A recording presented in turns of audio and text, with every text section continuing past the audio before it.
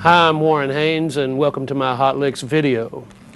We're going to be talking about a lot of the things that have helped me as a player through the years learn to understand and appreciate from listening and demonstration. Vibrato, punctuation, pitch, tonality, tone, intonation. A lot of these things that help you as a player get from point A to point B to point C to point Z eventually, and hopefully beyond. One of the things that has always helped me as a player is an understanding of the blues and how the blues is utilized in all rock and roll music and all rock influenced music. A lot of people think that the blues is just a simple thing and a simple scale that anybody can play, but the blues is something much deeper than that, that's been here for such a long time. And an understanding of the blues is only going to help any guitar player, and any musician for that matter. And the only way you can really understand the blues is by studying it and seeing the differences in the way the same people play the same notes, only different. And a lot of interpretation in that way is the vibrato, is the pitch or the tone that separates one person playing the same blues scale from another person playing the blues scale. So before we get started playing, let's get in tune. Here's my high E.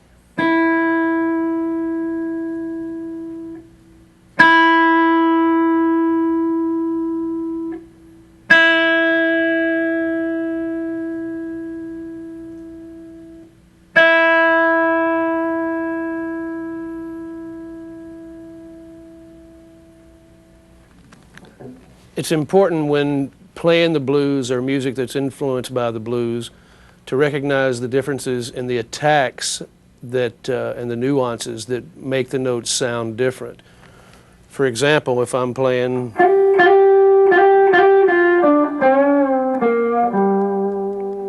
it sounds that way with a soft attack, and with a harder attack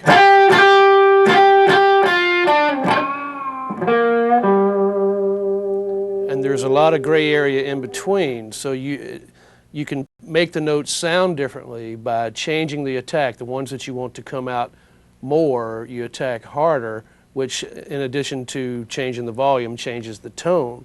So if you wanted to be subtle except for certain notes,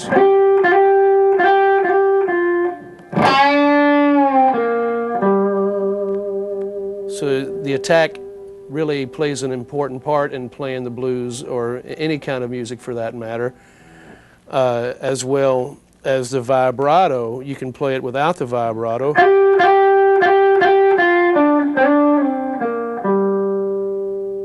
But to put the vibrato on the key notes that you want to accent,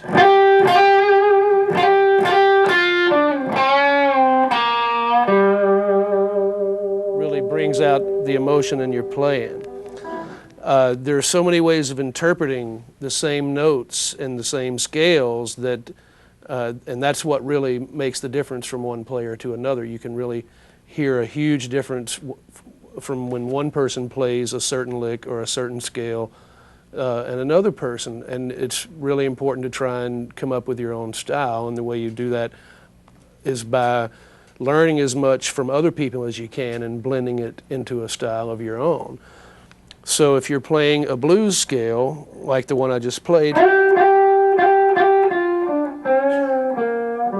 which is like a Muddy Waters lick really, you can vary that in so many different ways.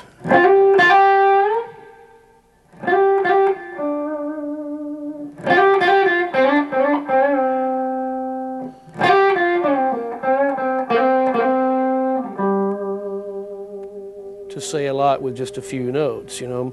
B.B. King could say everything with one note, you know, and it's not so important to play so many notes, but to mean the notes that you actually do play. And sometimes the hardest thing to learn is what notes to leave out and what spaces to put in. So if you're playing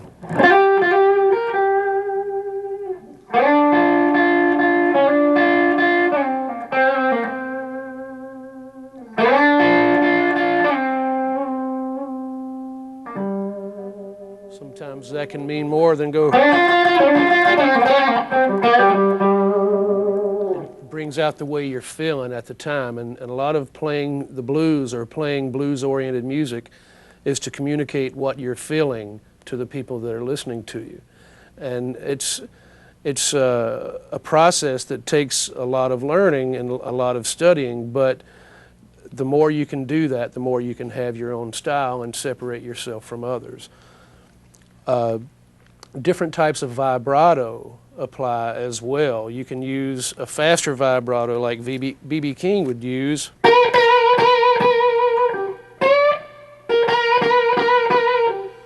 or you can use a slower type vibrato like Albert Collins. And there's a big difference. A lot of times what you're trying to emulate will be the vibrato of a singer, of like a singer's voice, because a lot of the old great blues players, that's what they were doing. They were trying to make their instrument sound like a voice, and the vibrato is no exception. You want it to sound like a human voice vibrato. So if you're playing an intense passage, you may want a quicker, more intense vibrato. If you're playing a more subtle passage, you may want a more subtle, slower vibrato. So an example.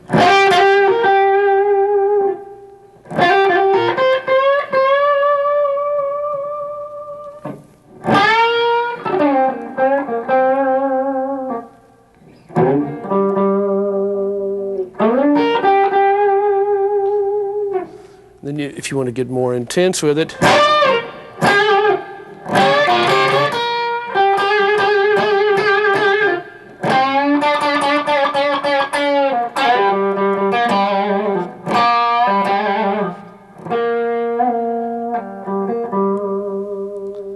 and mixing the two together sometimes is a way of conveying what you're really feeling, because emotions are a combination of anger, of passion, of joy, and you want to express all these things in your playing, and only you know how you really feel. The ideal situation is to get to a point to where your emotions come through in your playing and you don't have to think about them, because really, to play your best, you shouldn't be thinking or analyzing. You should just be feeling and playing. So if you're playing a blues passage, you play it softer, and it takes on a sad, somber sort of quality. And then you hit the same thing even harder.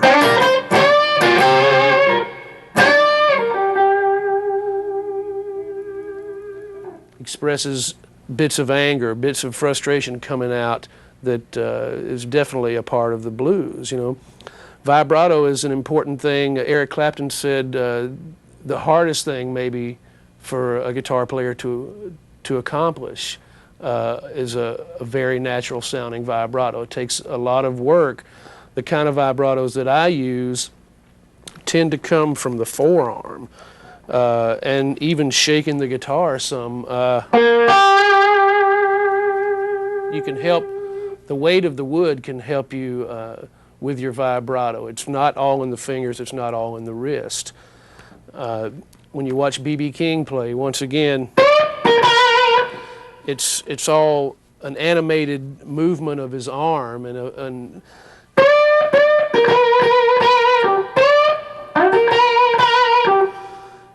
you have to find the one that's right for you, or the different ones that are right for you. And vibrato can play a very important part in coming up with your own style. So let's talk about string bending, how far to bend the strings, et cetera, et cetera. There are a lot of different ways of bending the strings, and you can play, for example, in the same lick that I was showing you earlier.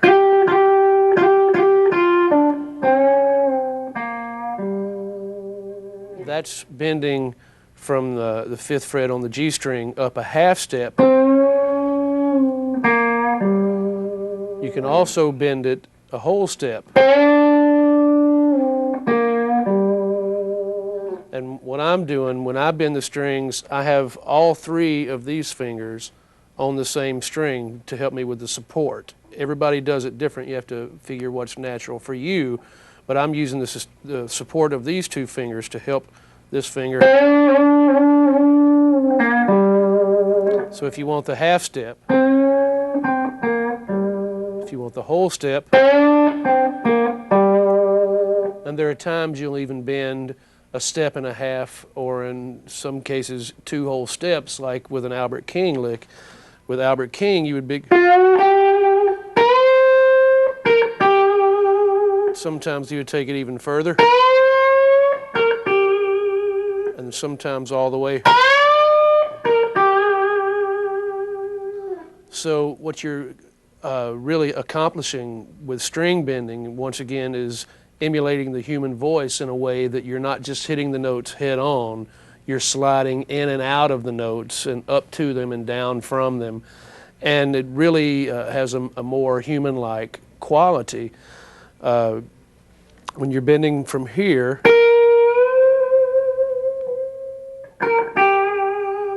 Sometimes you'll bend and then a little further, a little further, all within one phrase, like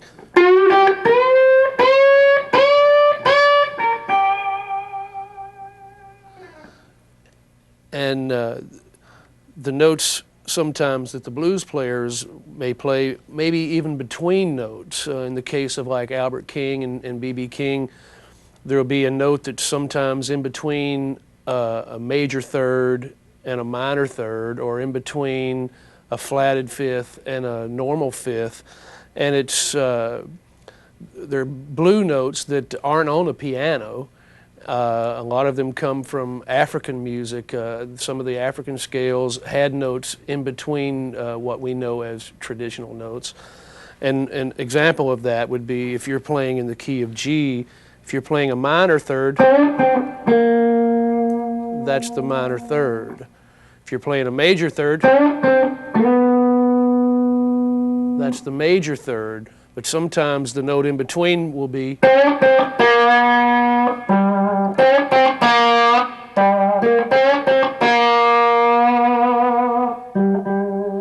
it's not really either one. It's not the minor third or the major third for that matter.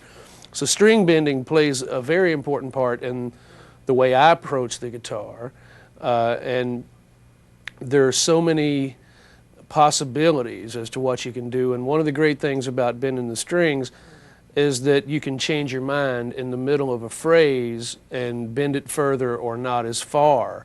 So if you're playing,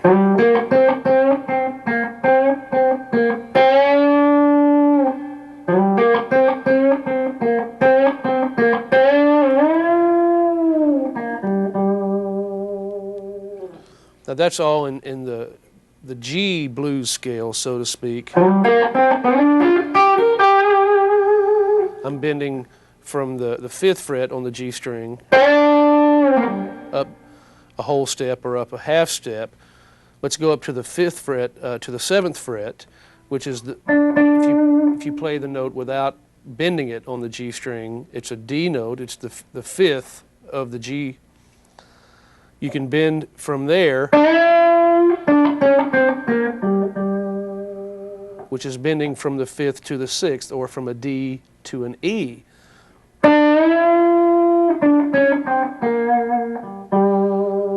Also, you can bend it a half step further, which is from a D to an F. So if you're playing a phrase,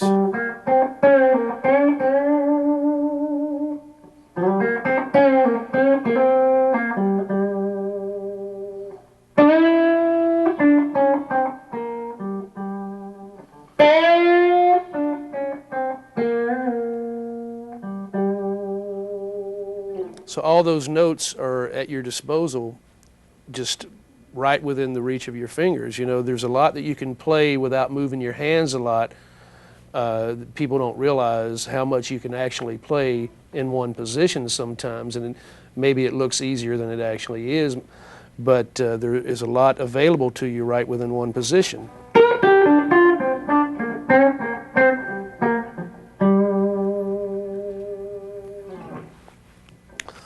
Also, let's talk about punctuation.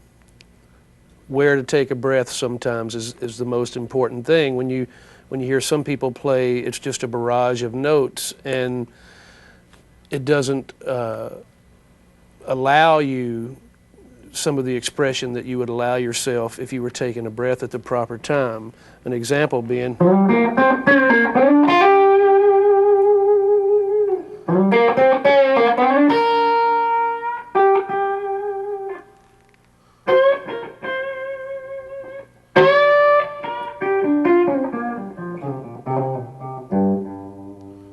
all of that is basically within the blues scale. One thing that you can do to vary up the harmonic structure is to bounce back and forth from one scale to another, sometimes as the chords change or sometimes in the middle of a chord change. Let's say if I'm playing a normal G blues pattern, which is a G9 chord, to a C9 chord.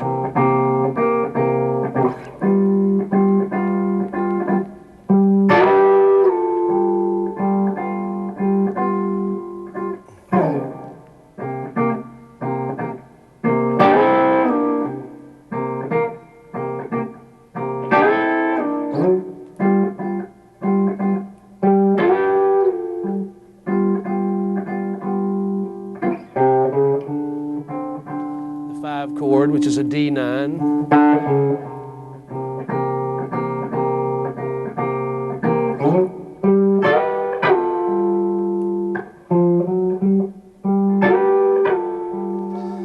Now, some people will change when they get to the 4 chord, which is the C9. They might decide to change the mode or the scale they're playing. So if you're playing across the 1 chord and you're playing,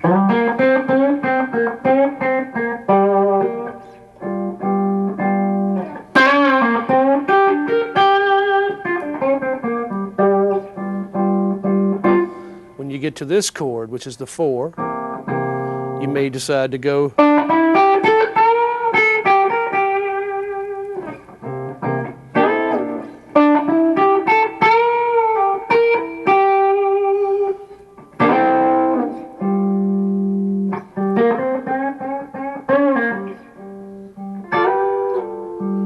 It's very important to differentiate between like the major pentatonics and the minor pentatonics, both that can be used across blues progressions, blues chord progressions.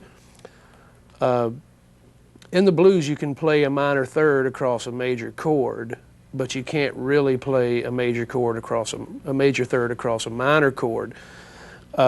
And that helps you determine what you're playing across the 1 and across the 4 and across the 5. So if you're playing in the key of G, once again, go up the octave. Then when you switch to the C chord, that's more in the pattern of the major pentatonic and less in the minor. And then back to the G.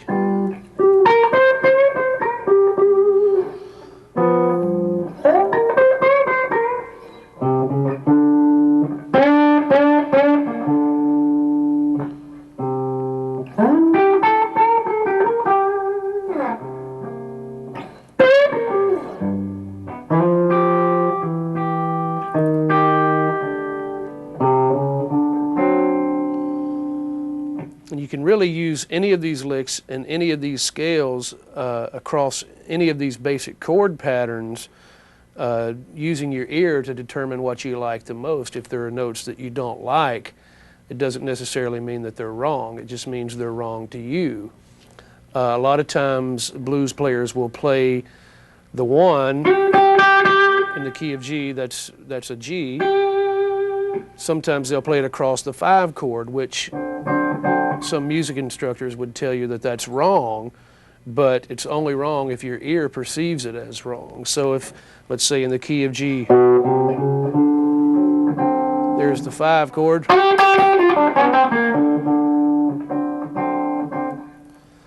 this note, Muddy Waters would hang on that note, even though some people think it's a wrong note.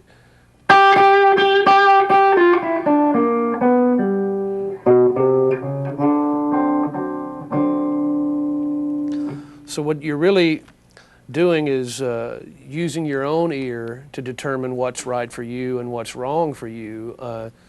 You can play these same licks across all the chord changes, varying a few notes. Let's say if you're going to on the 4 chord, then you're not going to want to bend from the 14th fret. You're not going to want to bend a whole step to across this chord, because this note sounds funny. That note sounds funny, but if you only bend it a half step, then it doesn't. So if you're playing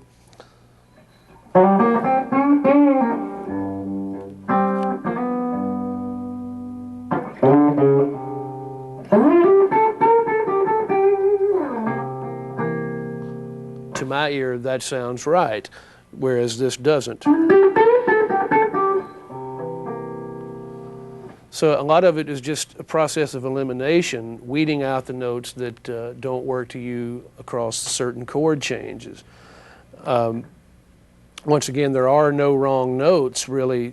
They're only wrong to you or right to you. So once you feel comfortable playing within the parameters of the blues scales, so to speak, you can deviate from those scales and play other notes outside of those scales that not only help you play some more interesting licks, but to help you come up with a playing style of your own.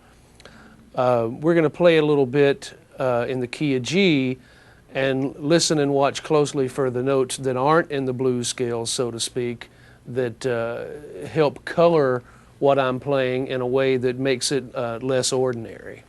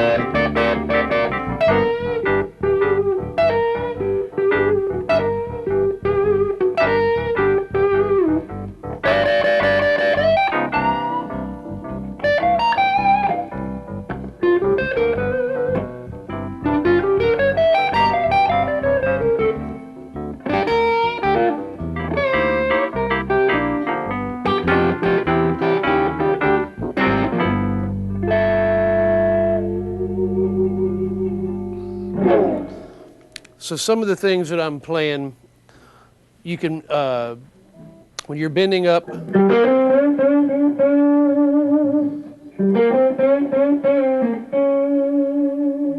flat 5 sometimes is a note that you can use as a pivot note.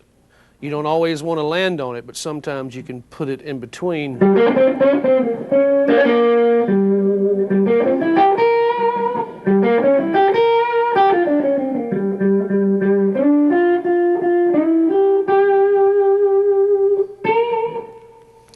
And the flat 5, which is the D flat in the key of G.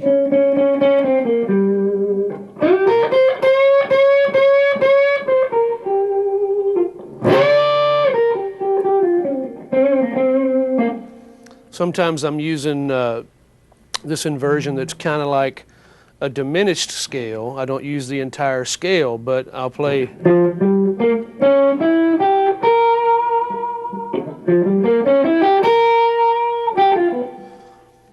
So instead of playing the entire thing, I'm just using it for the part of it that suits the phrasing that I'm playing. If I'm playing,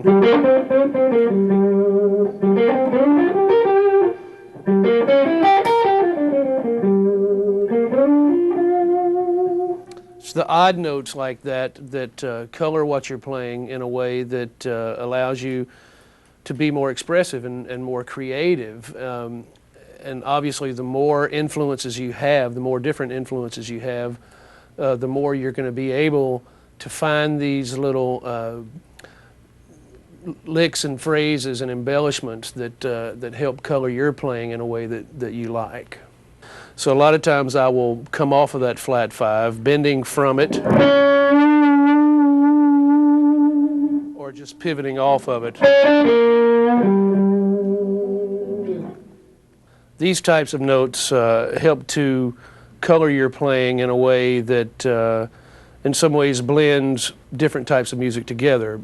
Jazz and blues, rock and blues, all these different types of fusions, if you will, by combining different scales, different modes together into what you're playing. One favorite thing of mine to do is to not play any complete mode or scale in its entirety, to break the mode or break the scale up in the middle somewhere by putting a note or notes in that are different or come from another scale or mode. An example, if I'm playing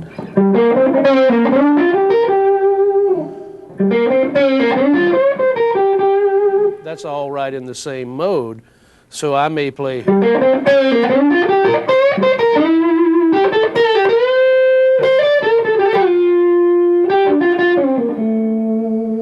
to color the situation in a way that's not traditional, so to speak. And all those kind of inflections allow you more of a vocabulary to play from, so to speak. Another thing you can do is sometimes in a blues progression, across the 1 chord or the 4 chord or the 5 chord, you can just stick to the straight blues scales or pentatonic, major pentatonic or minor pentatonic. Or sometimes when you get to the 4 chord or the 5 chord, you can pretend momentarily that you're in another key. So if you're playing in the key of G,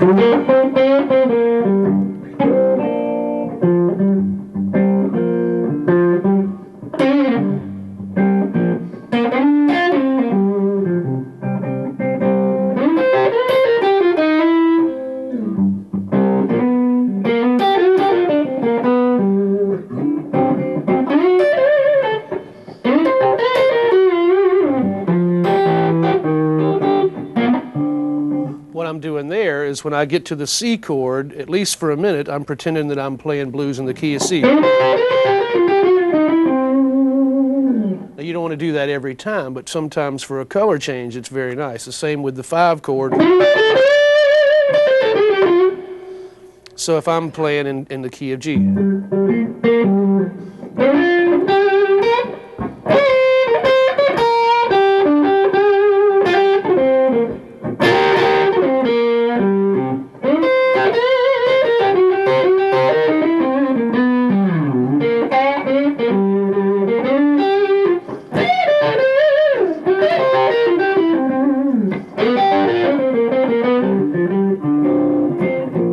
Sounds funny without the chords behind it, but you understand what I'm doing.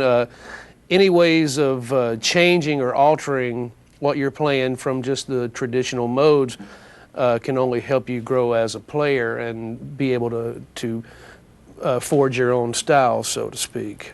So we're going to play a little bit of a shuffle in G to demonstrate what I'm talking about, how you can actually play in the as if you're in the new key across the 4 and the 5 chords sometimes.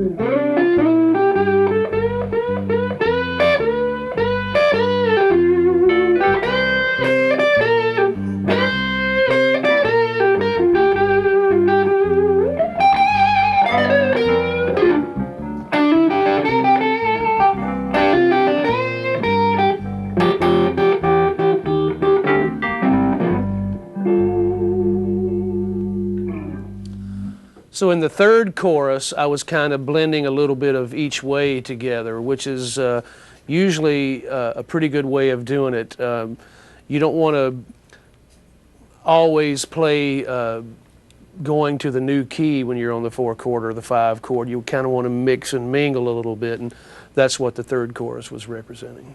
We'll talk a little bit about rhythmic phrasing, using the same notes in different rhythms to say something else, because a lot of times what I play and what a lot of people play are the same notes phrased differently. I mean, there's only a limited amount of notes that you can use in the first place. So let's say in the key of C that you're playing,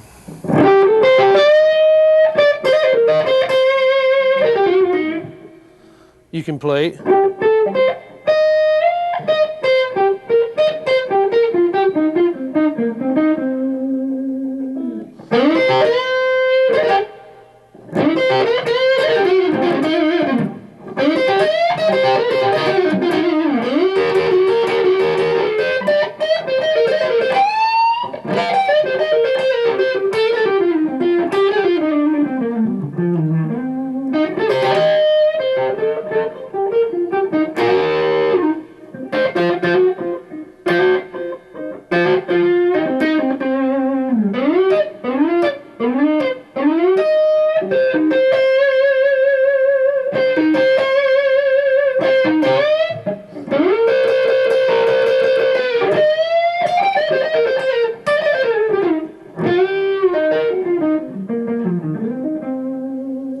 Sometimes I might end a phrase.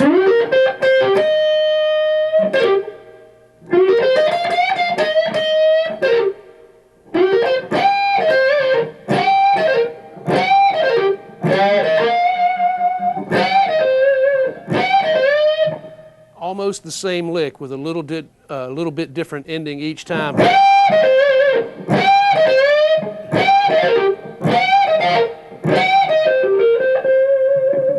Just barely moving them to where it's like singing the same phrase, just changing it just enough to get the emotion across, you know.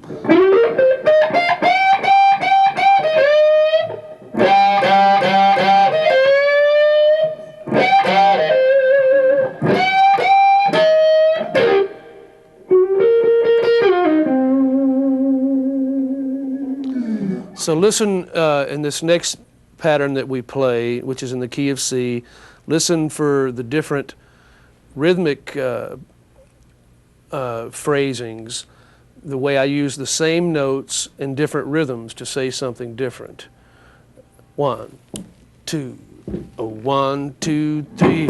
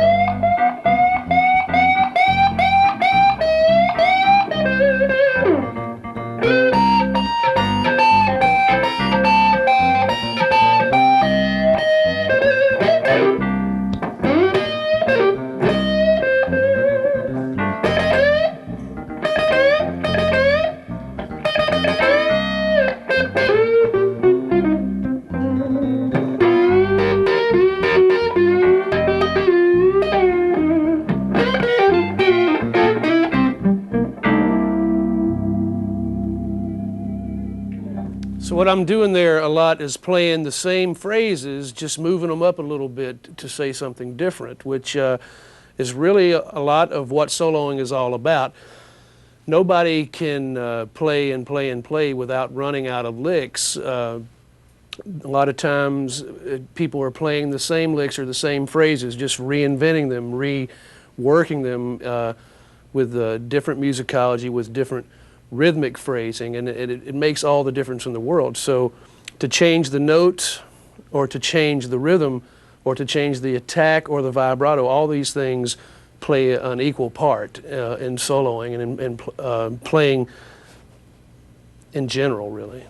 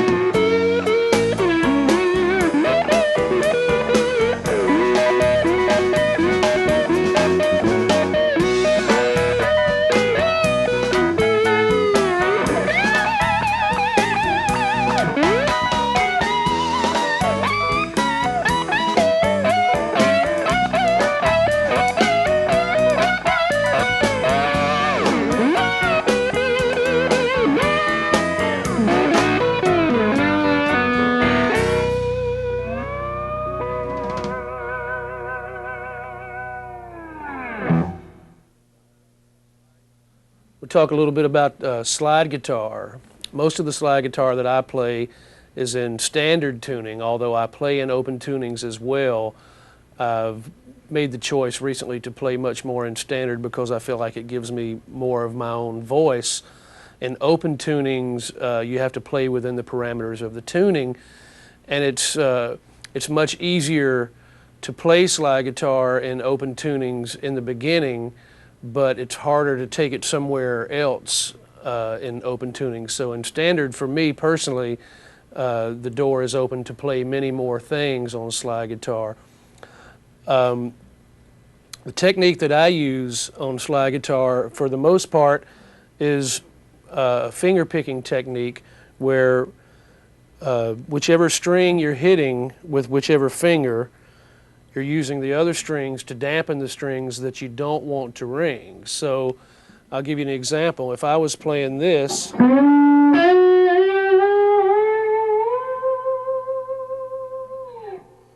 in the key of D, if I was playing that without dampening the strings, it would sound like this.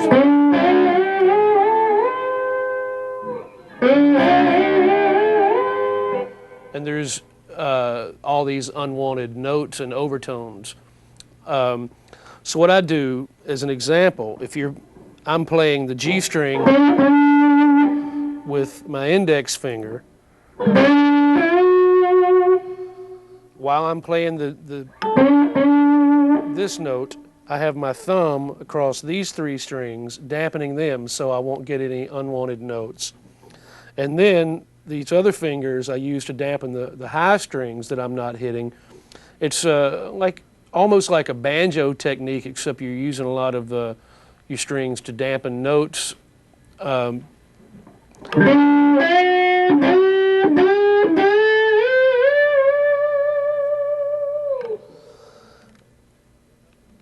If I'm playing a single note, you can see with my right hand that I'm suppressing these strings so they're not making any noise. The only time I really play with a pick on slide guitar is for like an Elmore James type part, if I'm going to play. And if you need that, or Muddy Waters kind of,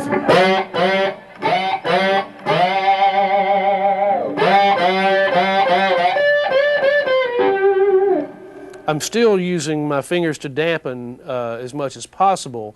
It's just harder to control with a pick.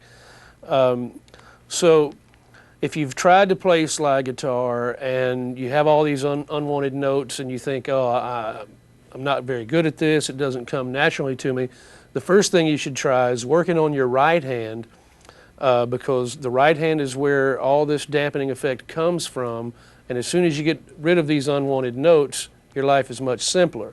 So once again,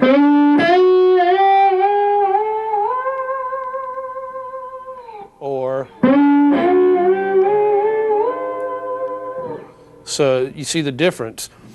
So focus on my right hand for the dampening effect, and I'll play around with some stuff and you can see when I'm hitting the strings, when I'm dampening, etc., etc.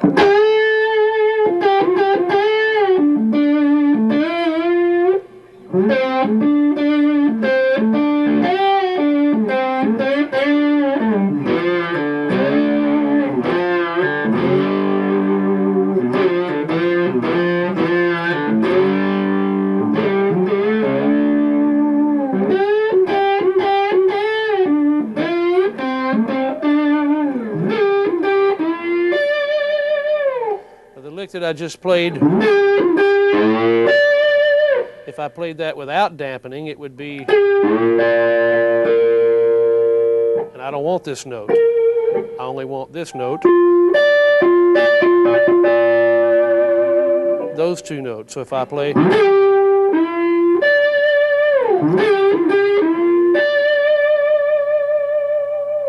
so you see the dampening really makes a big difference in the beginning phases of playing slide guitar, to not get yourself so frustrated that you give up on it. A lot of what I'm playing is based around my interpretation of a lot of open tuning licks that I'm playing in standard tuning. For example,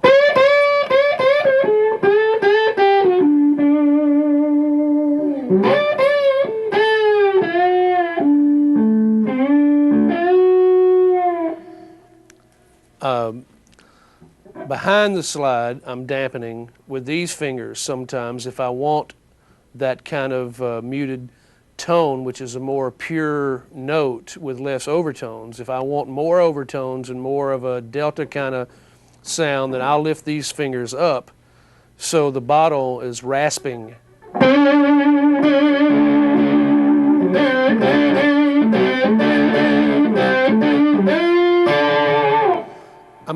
I'm still getting the dampening effect from the right hand, just not as much from the left hand. But when you utilize both of them, you get rid of most of the noise, most of the unwanted notes. So once again, if now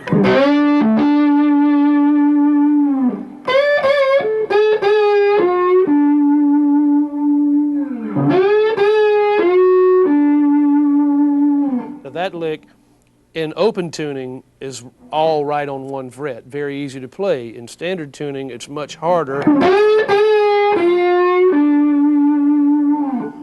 In open tuning, you can let all the notes ring, and you'll have this chord and these harmonics that that sound very pleasant. But in standard tuning, if you do that, you get this. And that's not what you want. So another thing actually to remember is a light touch on slide guitar usually helps, although sometimes for dynamics and for certain tones and accents, you may pluck the strings very hard. In general, you may find that it's better to play soft, even softer than you play with your normal picking technique when you're not playing slide guitar.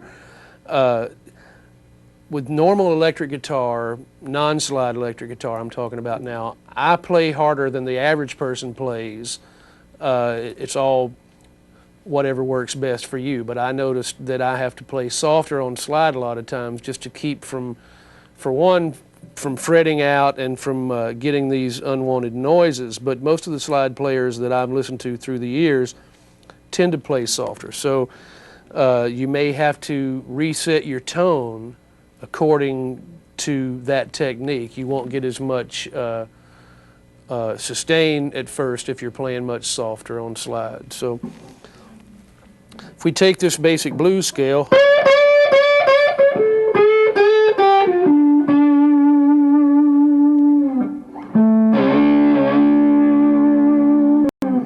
now in standard tuning there are only a few combinations of chords that you can use. One is with the B string, the G string, and the D string. You can get this what would normally be like an A bar chord.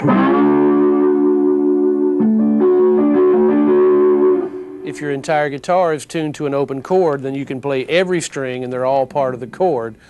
But in standard tuning, you don't have that luxury. You can only play those three strings, and if you hit any of the other strings, they're going to be unwanted notes, such as or. So you don't want those notes. You have to mute them with your right hand and be aware at all times of the notes that you're trying to avoid with slide guitar.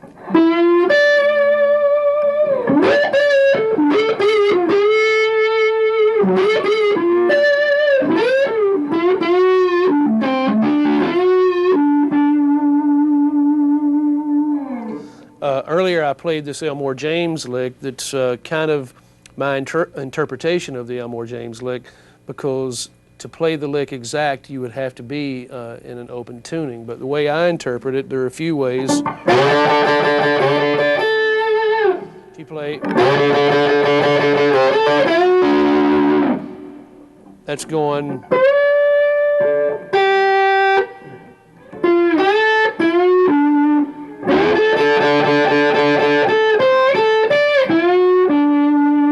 once again.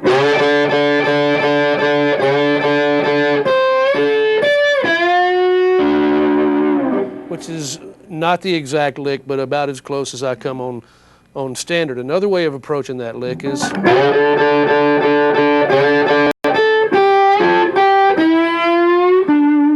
where you end up on the D string instead of on the G string. A lot of times what determines for me which strings I'm going to play on, if I want to be on the G string for this D note or on the D string, is the difference in the tone. A lot of times you're going to want a fatter tone, and you want to be on the wound strings and the bigger strings for a fatter tone. If you want a thinner tone for whatever you're playing, then you want to be on the unwound strings, which give a thinner sound. So you can play a lot of the same licks different ways depending where on the neck you play them, and they sound differently. So if I'm going to play ending up on the G string or ending up on the D string or ending up on the A string, you can hear the difference in those things. So a lot of the thought that goes into which strings you're going to be playing has to do with the tone you're trying to achieve, and if you're playing with a band, how that tone relates to the rest of the band. If what you're playing sounds thin related to the band, you may want to change pickups or change the sound. I don't mean change the pickups, but change the pickup setting or the tone of your guitar. But it's just as easy sometimes to go to higher up on the neck to a lower string. So instead of playing, you can play, or.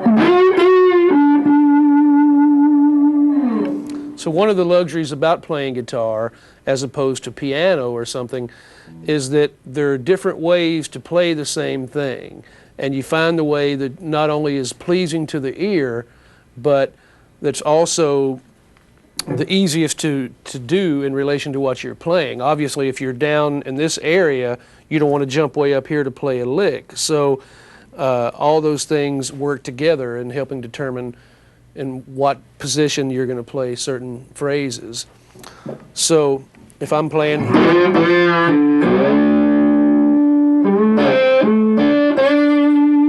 can play.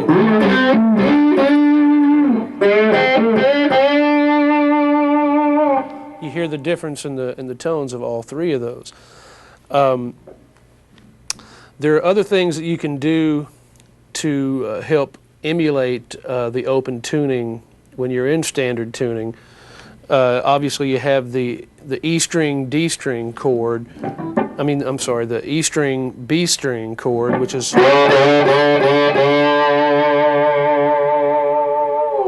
that dyad is very important in slide guitar because it'll be used in a lot of different ways. So in the key of A for a minute, if you're playing,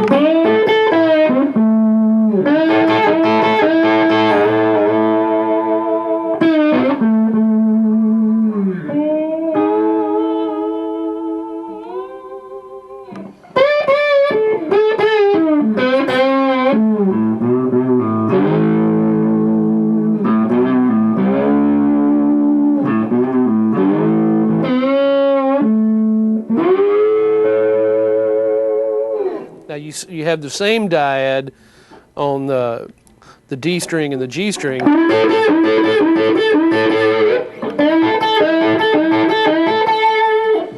but you don't have it because of the tuning differences here. You'd have to move the bottle to get that. So if you want a fatter sound with this lick, and you play.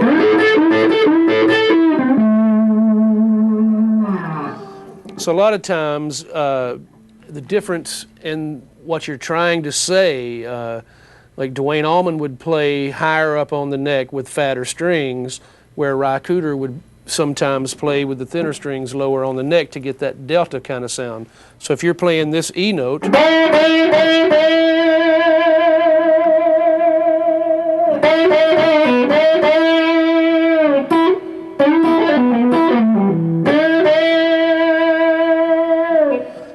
it has that delta kind of sound when played there, but when you play it here, it's a much fatter, warmer tone because of the wound string. So all these things help determine where on the neck you're actually going to play.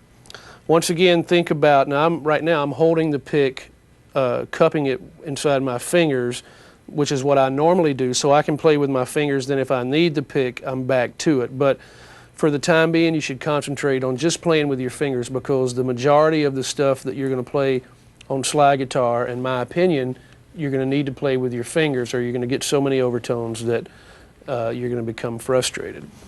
So watch closely again to the notes that I'm playing with my right hand and to the notes that I'm dampening out.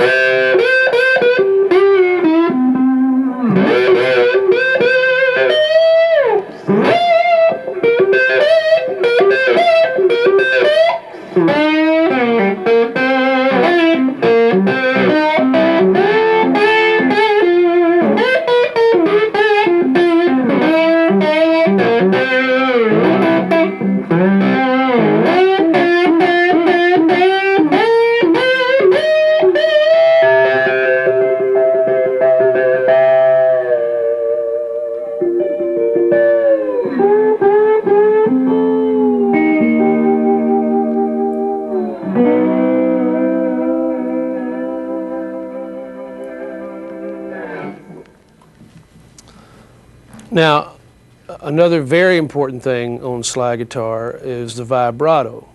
It's a different approach to vibrato than if you're playing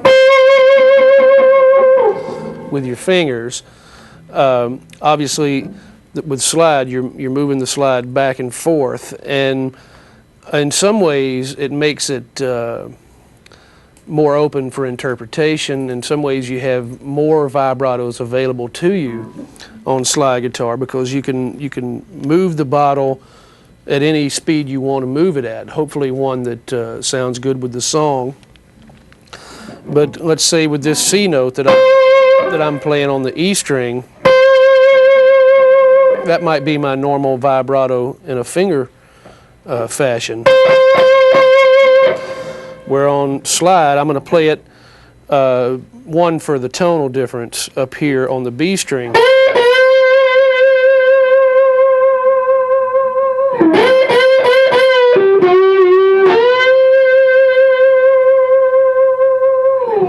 Now, there's the Delta Blues vibrato that a lot of the traditional guys used is a much faster one. And sometimes you can mix that in with the slow one. If you're playing and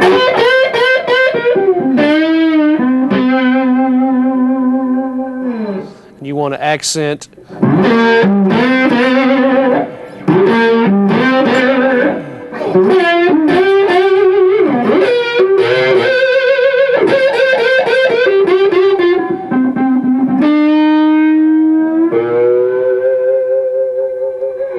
so usually with the mellower attack, so to speak, you want the mellower vibrato. Not always, but if I'm attacking the strings lightly, I'm going to usually use a slower vibrato. If I'm hit them harder,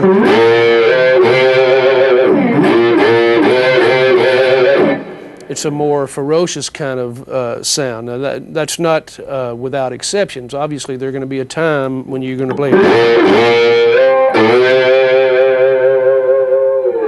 or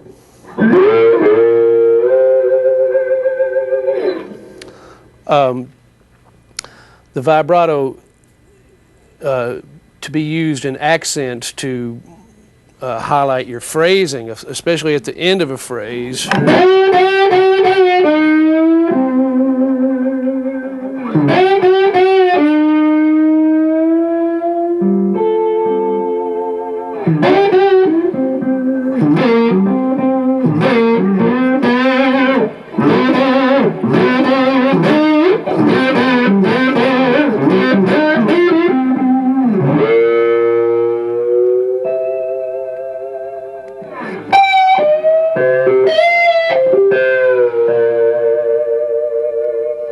So sometimes if I'm playing a slide solo, I may go 2/3 of the way through the solo without ever playing a fast vibrato and use it just for an effect. So if I'm playing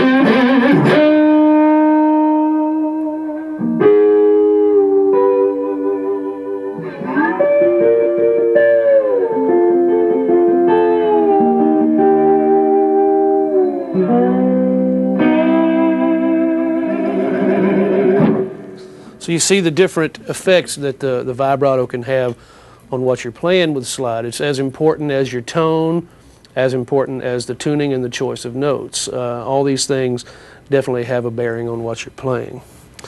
It's very hard when first approaching slide guitar to play it in tune, almost as if it were a violin, and it scares a lot of people off. The first thing you have to realize is that you don't play in between the frets in the center the way you do when you're fretting the guitar. You play on top of the fret. Now you have to be careful not to go sharp and play on the other side of the fret, but right on the fret is the perfect intonation. One good thing about the vibrato with slide is that it will help correct or camouflage your pitch if your pitch is bad on a certain note. So if I'm playing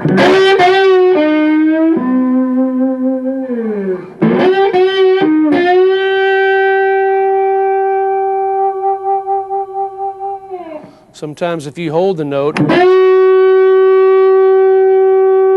it's a little flat, and you shake it, it's right in tune.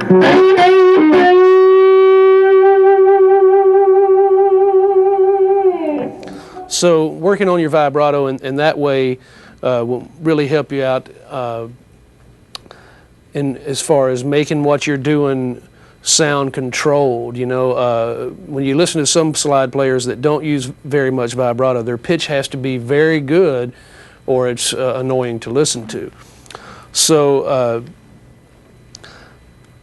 concentrate on your pitch by playing right on top of the fret and by shaking the bar and getting it in tune. Now a lot of times one string will be in tune and one string will be out of tune. The further you get into slide guitar, you can move the bar a little bit, but in the beginning you should concentrate on the bar being completely perpendicular to the neck. So the reason that's in tune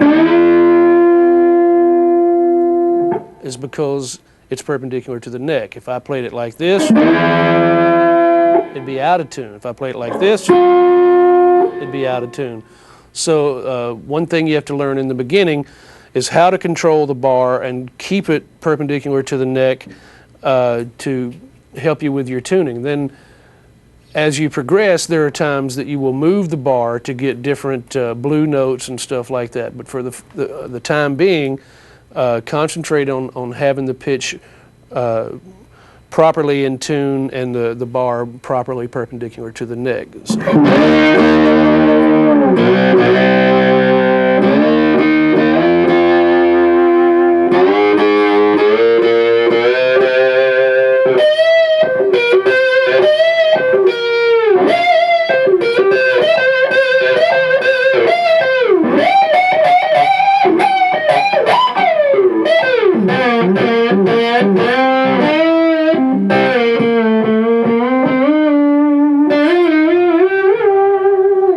Now, again, one of the things that's good for standard tuning slide playing, and one of the things that's good about playing slide in standard tuning, is that you can play a lot of stuff that you couldn't play in open tunings. Some minor key stuff, little voicings, inflections, playing the sixth or the 9 of a chord without getting the improper overtone. So if I'm playing in the key of D,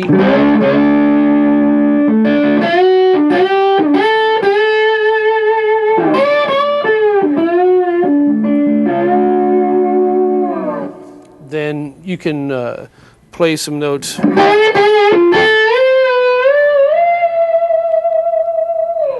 Now what's enabling me to do that, once again, is the dampening, because if I did that without the dampening, you would get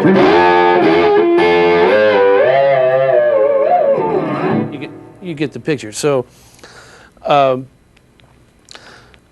tunings present you with more chord combinations, which is a beautiful thing, but the standard tuning will present you with more single note things and more opportunities that you can play on the slide guitar that haven't been explored in the past. I like to play in standard because I don't have to translate what I'm hearing in my head to an open tuning. I can hear it in my head and play it in a standard tuning, the only difference being wearing the bottle. So if I play